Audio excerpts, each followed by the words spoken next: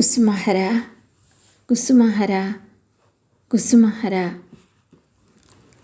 ఉపదేశామృతంలోని సాధక ధర్మములు శీర్షికలోని మన హరప్రభు మాటలను, మన హరప్రభు సందేశములను విందాము. కుసుమహర. నామస్మరణ వల్ల కలిగే ఫలితము ఏది అని తర్కించకుండా రాత్రింబగళ్ళు ఆ కార్యమందే నిమగ్నమై ఉండు. నీకు ఎప్పుడు సుఖము సంతృప్తి కలుగుతుంది. రాజసిక తామసిక సాధనల వల్ల చాలామంది ఇష్టసిద్ధిని పొందవచ్చును. కానీ రజస్తమో గుణములు ఎప్పటికీ నశించవు. దీనికి దృష్టాంతములు అనేకములున్నవి. రావణుడు, కుంభకర్ణుడు, కంసుడు వీరికన్నా ఇష్టసిద్ధి పొందినవారు అధికులు ఎవరున్నారు? కానీ ఎట్టి ఘనశక్తి సంపాదించిన వారి కులదేవతలతోనే యుద్ధం చేయుటకు వారు సందేహించలేదు. ఇదే తమస్సు. కాబట్టి సత్వగుణము సహాయంగా ప్రభు సేవకు పూనుకో. దానివల్ల నీకు పావనత్వము, సుఖము కలుగుతవి. ముగ్ధయగు కొత్త పెండ్లి కూతురు వలె మేలి ముసుగుతో బాగా తలంతా కప్పుకో. లేక వీడికి వాడికి నీ ముఖము చూపిస్తేవా బిడియమేమీ లేదు అంటారు. ఇందుకనే కాబోలు ఋషులు మరీ మరీ చెప్పారు, అనువుగాని చోట ఎవరితోనూ నీ సాధన ఇట్టిది అని చెప్పకు అని. కాబట్టి నేను నిన్ను గట్టిగా ప్రార్థించేదేమంటే, నీవు ఏ పని చేసినా రహస్యముగానే చెయ్యి. మాంసాహారం మానవల్లని నీవు నిర్ణయించుకుంటే విస్తర దగ్గర కూర్చున్నప్పుడల్లా దానివల్ల నీకు డోగు వస్తున్నట్లు నటించు. 1 రోజు 2 రోజులు అట్లా చేసిన పిమ్మట నీకు మాంసాహారము సరిపడడం లేదని చెప్పు. అభివృద్ధికి విఘ్నములు కలిగినప్పుడు వాటిని తొలగించడానికై ఇట్టి ఉపాయములు అవసరము. లేకుంటే ఇబ్బందులు, చిక్కులు అనేకము కలుగుతవి. ప్రపంచపు గొడవలలో శ్రీహరిని పూజించడానికి చాలా నేర్పు కావాలి. ప్రాపంచికపు గొడవలు లేకపోతే అంత నేర్పు అవసరం లేదు. సంసారంలో తగులుకొని ఉన్నా శ్రీహరిని పూజించవచ్చును అనడానికి వ్రజలో జరిగిన వృత్తాంతము నిదర్శనము. అందువల్లనే అంత నేర్పు సామాన్య దృష్టికి అక్కడ కనిపిస్తుంది. ఇతర ఆలోచనలు పెట్టుకొని మనస్సును పాడు చేసుకోకు. శ్రీకృష్ణ ప్రేమ కాసారంలో మునిగి దాని మాధుర్యమును ఎప్పుడూ ఆస్వాదించు. అప్పుడు విషము త్రాగినా నీకు ప్రాణహాని రాదు. విషము నిన్నప్పుడు దహించలేదు. కానీ దురదృష్టవంతులు ప్రేమ సముద్రంలో మునిగి కూడా నోరు మూసుకుంటే ఆ సంగతే వేరు. వారెప్పుడూ దహించుకుపోతూనే ఉంటారు. చలవనిచ్చే స్థలము ఎక్కడుంది వారికి? సబబు లేని మాటలు వ్రాస్తున్నానని అనుకోకు. శ్రీకృష్ణ ప్రేమ వారధిలో ప్రవేశిస్తే తాను దహించుకుపోతున్నానని ఎవరైనా అనుకుంటారా? దానిని చూస్తేనే కోట్ల కొద్దీ దుర్వృత్తులు దహించుకుపోతూ ఉంటే దాని స్పర్శ వల్ల ఎవరికైనా బాధ కలుగుతుందా? దృష్టాంతముగా జటిలను, కుటిలను తీసుకో. వారు శ్రీకృష్ణుని దివ్యమోహన విగ్రహము చూశారు. చూసీను బాధపడ్డారు. చంద్రావళి ప్రేమ కాసారమును తన నివాస స్థానముగా చేసుకున్నది. కానీ శ్రీమతి రాధాదేవి వలె సంపూర్ణముగా చల్లబరుచుకోలేకపోయింది. భక్తులు సాధన సాగిస్తూ ఉండగా తరచుగా కాలు జారి పడతారు. ప్రేమ సముద్రంలో లెక్కలేనన్ని విష జంతువులు ఉన్నవి. ఆ జలములను చలింపజేస్తే ఆ జంతువులు కరుస్తవి.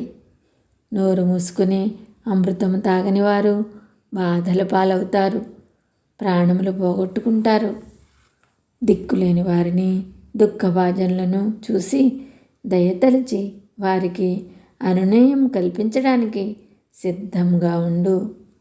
ధనమిచ్చి సలహా ఇచ్చి వారి బాధలు మార్చడానికి ప్రయత్నించు. ఇతరులను చిక్కులలో దింపే పనులు ఎవరు చెయ్యమన్నా చేయకు.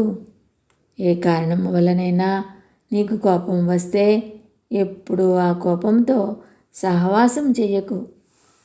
నీ మనస్సు నుంచి శీఘ్రంగా దానిని తరిమివేయి. ఎంత గొప్ప చెట్టు యొక్క మొలకనైనా సులభంగా లాగివేయవచ్చును, కానీ పెద్దదైన తర్వాత దానిని లాగితే లాగిన చోట గుర్తుపడుతుంది. అదే విధముగా మనస్సులో పోషించినట్లయితే కోపమును తీసివేయడం కష్టము. తీసివేస్తే పాడుమచ్చ ఒకటి వెనుక ఉండిపోతుంది. కామక్రోధాదులు ఒకమారు మనలో ప్రవేశిస్తే వదిలిపెట్టి వెళ్ళడానికి ఇష్టపడవు.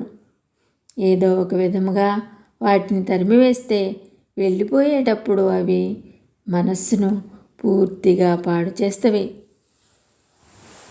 అటువంటి శత్రువులను ఎప్పుడూ నీ హృదయంలో కాపురం ఉండనీయకు.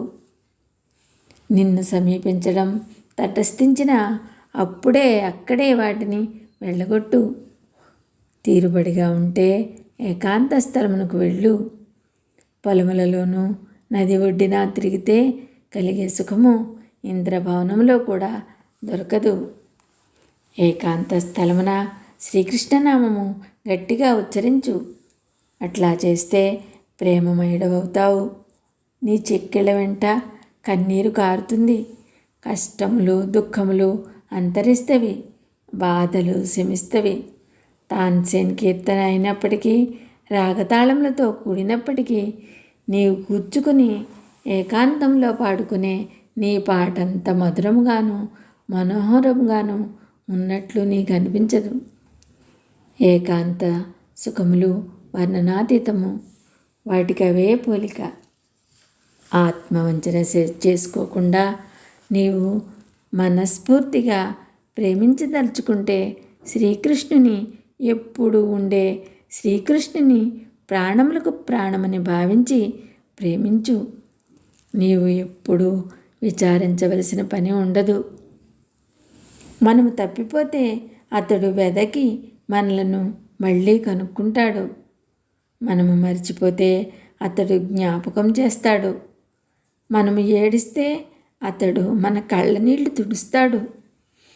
మనము నవ్వితే అతడు మన ఆనందాన్ని ద్విగుణీకృతం చేస్తాడు. మనస్సులో ఈ విషయం బాగా అవగాహన చేసుకుని శ్రీకృష్ణుని ప్రేమించు. ఎవరినైనా అమ్మా అని కానీ, నాన్న అని కానీ, తమ్ముడు అని కానీ, స్నేహితుడు అని కానీ, అబ్బాయి అని కానీ, అమ్మాయి అని కానీ పిలవదలుచుకుంటే శ్రీకృష్ణునే అలాగ పిలు. అతనిని మరచిపోతే స్వర్గరాజ్యము భయంకరమగు నరకం కన్నా హీనముగా ఉంటుంది. అతనిని మనస్సులో పెట్టుకుంటే వైకుంఠమందలి అనంత సుఖములు ఇక్కడే నీవు అనుభవించవచ్చు.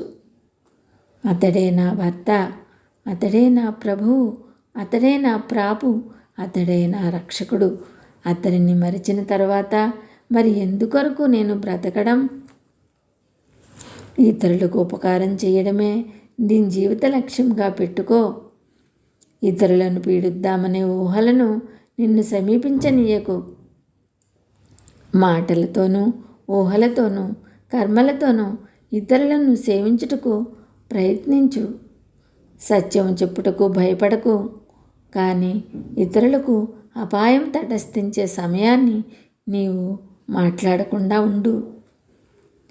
ఏ పని చేస్తున్నా కరుణానిధి అగు శ్రీకృష్ణుని తలుచుకో. శ్రీకృష్ణనామం స్మరించు. రాత్రింబగళ్ళు ఆడుతూ కూర్చోకు. చెడ్డ పుస్తకాలు చదవకు. దుష్ప్రసంగములలో చేరకు. పాపకార్యం చెయ్యకు. ఇతరులను చెయ్యనీయకు. కలకాలము నీ ఆస్తి అయిన శ్రీకృష్ణనామంను ఎప్పుడూ స్మరించు. దానిని వృద్ధి చేయడానికై వడ్డీకి అప్పులియ్యి. అవసరమైన వాళ్లకు ఇచ్చి సహాయం చేసి అందువల్ల నీవు సుఖపడు, వాళ్ళను సుఖపెట్టు. ప్రతి వాడికి నామముని ఇవ్వడానికి ప్రయత్నించు. వాళ్ళు కొట్టినా సరే, ఎటువంటి నిందల పాలు చేసినా సరే సహించి నామమును పంచిపెట్టు. ఈ ప్రపంచమునకు సంబంధించిన వాటి కోసం బెంగ పెట్టుకోకు. మంచి ప్రసంగములైనా సరే, చెడ్డ ప్రసంగములైనా సరే నీ మనస్సులో ప్రవేశించనీయకుండా తరిమివెయ్యి. మనిషి చేసే గౌరవము కానట్లే మనిషి చేసే నింద కూడా నింద కాదు అని చెప్తున్నాడు మన హరప్రభువు. ఈ సాధక ధర్మములు శీర్షికలోని మరిన్ని మన హరప్రభు మాటలను, మన హరప్రభు సందేశములను మరల విందాము.